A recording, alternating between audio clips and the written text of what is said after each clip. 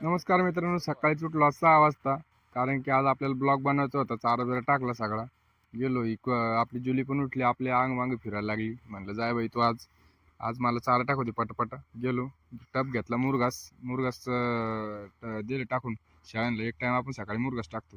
पिल्लू सुटलं, आणायला म्हणलं याला कोंडामध्ये पहिली. मग काय मुरघास बिरघास टाकला. अर्ध्या म्हणते मला टाक, म्हणलं थांबा तुम्हाला पण लगेच आणतो. गेलो पळत पळत, त्यांना पण टाकून दिला आणि काय लगेच इकडं सूर्यदेवाचं दर्शन झालं. सूर्यदेवाचं दर्शन घेतलं. गेलो, आंघोळ केली. आंघोळ मग काय आलो परत. म्हणलं पिल्ले बिल्ले कोणून घेऊ आता मध्ये. एक पिल्लू घेतलं, अण्णाजवळ दिलं. अण्णाला म्हणलं एक तुम्ही मध्ये घेऊन चाला, मी एक मध्ये घेऊन चालतो. घेतलं दोन्ही पण मध्ये. आणि मग लगेच आपले बस अण्णाला म्हणलं तुम्ही अण्णानं आंघोळ केली, म्हणलं जा गाडीवर. मी आलो आपल्या गाडीवर, कपडे बिपडे मारला. मग काय अण्णाला म्हणलं चाला तुम्ही पुढं, मी येतो मागून. गेलो लगेच, अण्णा निघले पुढं.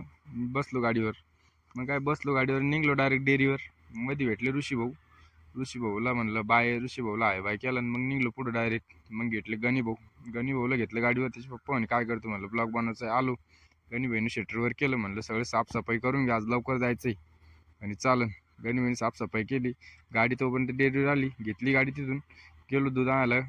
माझ भाई भेटले. माझ भाईला म्हणलं चल बैस.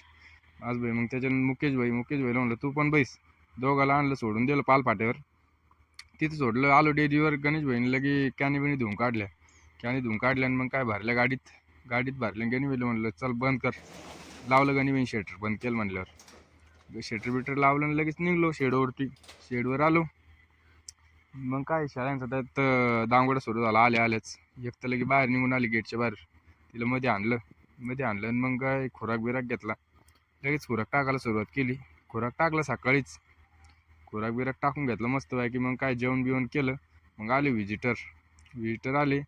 भाऊ आले ते मग आपल्याकडून शेरडीहून आले भाऊला थोडंसं मार्गदर्शन केलं. भाऊ म्हणे शेळीपालन चालू करायचं, म्हणलं करा, लय भारी. भाऊ भेटले, भाऊ गेले.